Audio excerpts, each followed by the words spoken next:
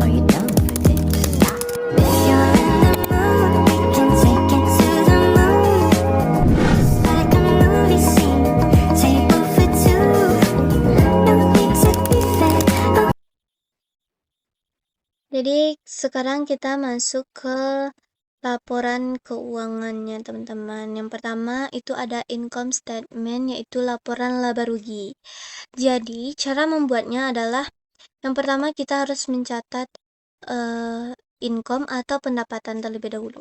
Jadi kita nilai ini kita ambil dari worksheet. Ini kan sudah ada ya teman-teman. Jadi ini kita catat, kita kurangi dengan sales retur, kita kurangi dengan sales diskon, lalu kita tambah dengan ini adalah pendapatan non usaha ya teman-teman, seperti interest income, flat collected, dan fast income. Jadi ini nih kita tambah, lalu kita mendapatkan total income. Setelah itu kita kurang dengan harga pokok penjualannya. Harga pokok penjualan kita lihat di worksheet adalah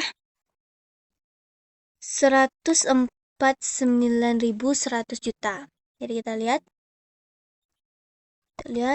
dikurang 149.100.000. Kita kurang ya. Kita dapat gross profit or loss-nya adalah 146.709.200 yang kita dapat ya teman-teman. Setelah itu kita catat semua beban-beban yang ada pada perusahaan kita, baik dari beban usaha maupun non usaha. Karena saya memakai metode single step model, maka antara income dan expense-nya tidak dipisah antara pendapatan usaha dan non usaha, dan beban usaha dengan beban non usaha. Jadi digabung saja. Jadi ini untuk bebannya juga sudah dijabarkan di sini, sudah ditambah menghasilkan ini. Ini nilainya didapatkan dari worksheet juga ya teman-teman. Nih di kolom yang di debit. Jadi kita sudah dapat semua jumlah expense-nya. Setelah itu kita kurang dengan gross profit or loss-nya. Kita dapat nih, misalnya ini kita ginikan. Dapat kita keuntungannya sebesar 28.631.300. Kalau misalnya di sini keluar min atau tiba-tiba min, berarti itu adalah rugi ya teman-teman. Kayak gitu aja untuk income statement. Dan kita lanjut ke capital statement. Capital statement ini adalah laporan perubahan ekuitas. Jadi ini kita menentukan apakah ada kenaikan equity kah atau ada penurunan equity. Jadi kita harus membuat equity awalnya dulu. Equity awal ini kita dapatkan dari trial balance ini, yang 208 ini kita dapat dari situ 308. Lalu profit ini kita bisa lihat dari income statement tadi. Lalu drawing ini adalah pengambilan pribadi ya teman-teman. Di sini dijadikan pengurangan karena dia pengambilan sehingga mengakibatkan equity kita, dia berhubungan dengan equity, dia berkurang. Jadi ini dikurang dengan ini dapat 25.631.300. Setelah itu ini berarti kalau dia positif, dia tidak negatif, berarti itu adalah kenaikan equity. Jika nanti ada negatif di sini, maka itu adalah penurunan equity. Jadi kita tinggal tambah saja di sini. Tambah. Kita pakai sum juga boleh. Tambah. dapatlah kita equity akhirnya 233.631.300 gitu ya teman-teman. Kayak gitu aja untuk capital statement atau laporan perubahan ekuitas. Kita lanjut ke laporan balance sheet. Untuk laporan balance sheet ini yang pertama kita membuat aset. Aset ini kita bagi ya teman-teman antara current asset dengan fixed asset. Kalau current asset ini aset lancar, fixed asset ini adalah aset tetap. Jadi current asset ini kita tambahkan kecuali dengan allowance ya teman-teman. Allowance karena letaknya di kredit berarti kita kurangkan. Jadi kita totalkan semuanya dapat ini ya teman-teman. Setelah itu kita cari yang fixed asset. Dengan akumulasi ini kita kurangkan teman-teman. Jadi dapat segini. Lalu antara kedua ini kita tambahkan dapat jumlah aset keseluruhan. Setelah itu kita cari liability dan equity-nya. Liability-nya perusahaan saya cuma memiliki current liability. Kalau misalnya punya long liability seperti pinjaman bank, berarti ada di sini nanti long liability-nya teman-teman. Current liability saya cuma ada dua, account payable dan accrued expense. Jadi cukup ditambah kedua ini. Lalu setelah itu kita lihat equity tadi. Equity itu kita ambil dari capital statement ini teman-teman. Yang nilai ini. Jadi kita equity-nya diambil dari capital statement atau laporan perubahan ekuitas. Setelah itu baru kita tambahkan teman. Ini kita hapus dulu supaya mengerti. Lalu kita tambahkan. Jadi dapat equity akhirnya adalah 278.929.800. Jadi dia harus sama antara jumlah aset dan equity akhirnya ya teman-teman. Jadi kayak itu aja untuk laporan balance sheet. Lanjut ke closing journal.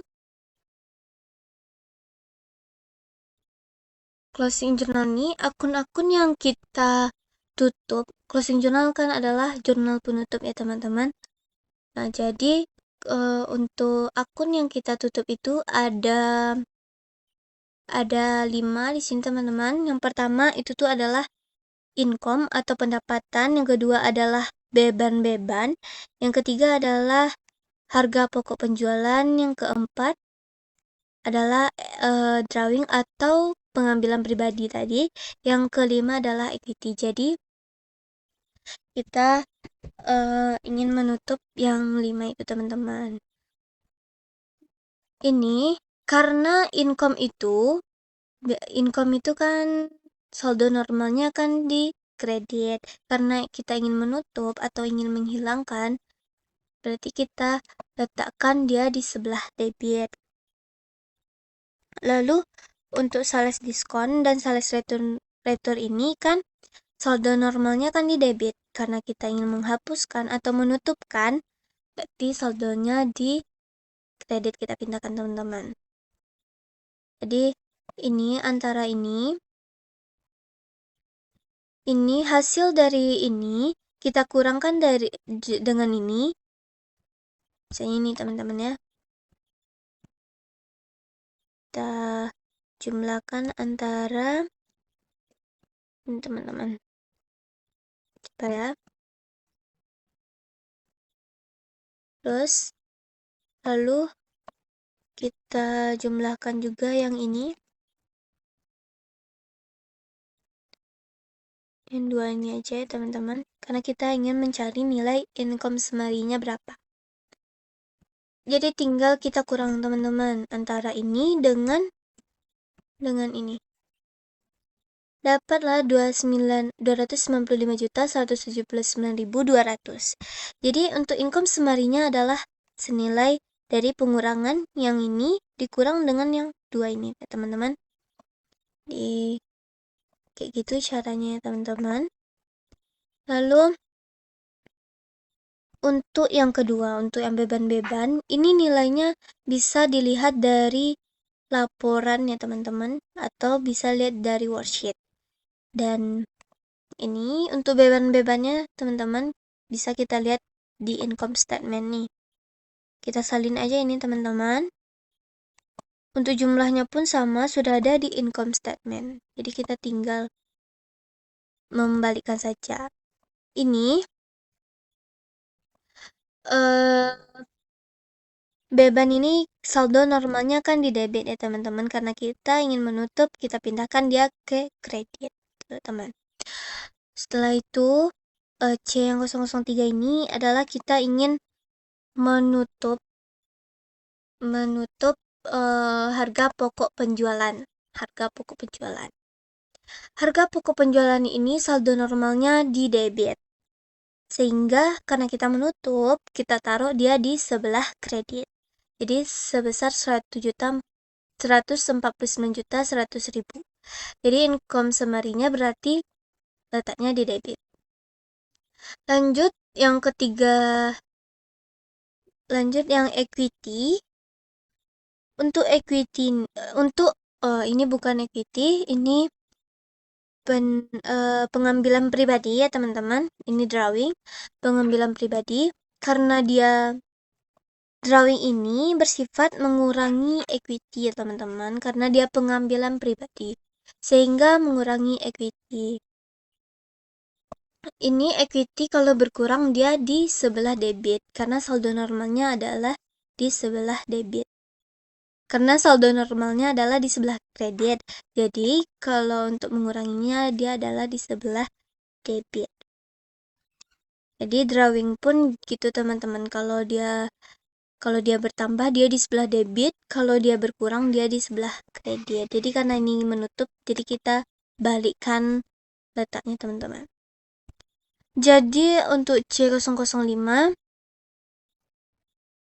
ini kita ini adalah menutup keuntungan atau profit yang kita dapatkan pada laporan ini. Kita ingin menutup ya teman-teman. Kita pergi sini.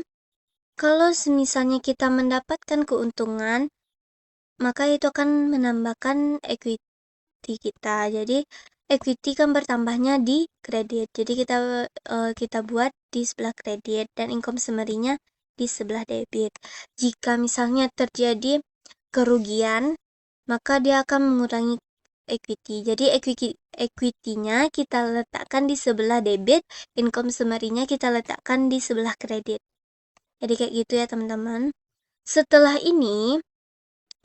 buat closing journal ini, kita harus posting closing journal ini semuanya dari awal sampai akhir ke buku besar. Kita harus posting ke buku besar. Ini kan udah diposting ya teman-teman. Nah, udah diposting kayak gini. Jadi semuanya dari awal sampai akhir diposting, dan jangan lupa setelah diposting kita harus isi ref ini dengan nomor akunnya. Setelah diposting, akun yang nomor 4, nomor 5, nomor 6, dan nomor 8 dan 9 itu akan menjadi 0 atau karena sudah kita tutup.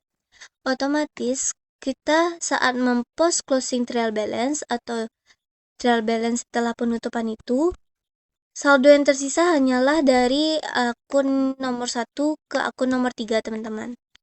Jadi karena sudah kita tutup tadi, maka dari akun nomor 4 sampai akun yang ke 9, 4, 5, 6, 8, dan 9 itu tidak ada di post closing trial balance. Jadi kita cukup lihat dari nomor akun 1 sampai nomor 3 di buku besar. Yang tersisa saja yang kita catat ke post closing journal. Itu teman-teman. Jadi kayak gitu saja caranya teman-teman.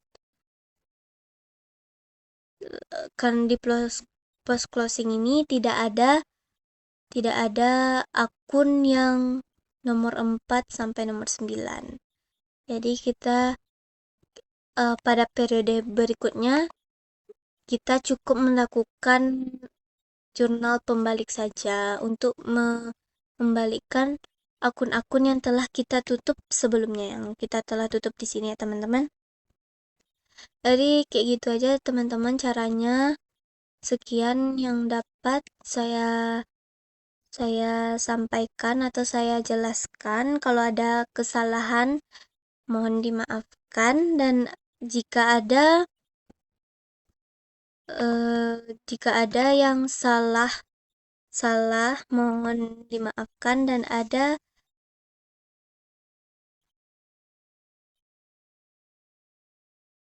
sekian yang dapat saya sampaikan atau yang saya jelaskan. Jika ada kesalahan mohon dimaafkan, dan jika ada kesalahan atau kekeliruan bisa tulis saja di kolom komentar, dan jika ada pertanyaan bisa ditanyakan saja di kolom komentar. Jika ada saya kesalahan juga bisa dibuat kritikan. Jadi gitu aja teman-teman, terima kasih telah mendengarkan dari part 1 sampai part 3 ini. Semoga video ini bisa membantu teman-teman semuanya. Jadi saya akhiri dengan Assalamualaikum warahmatullahi wabarakatuh.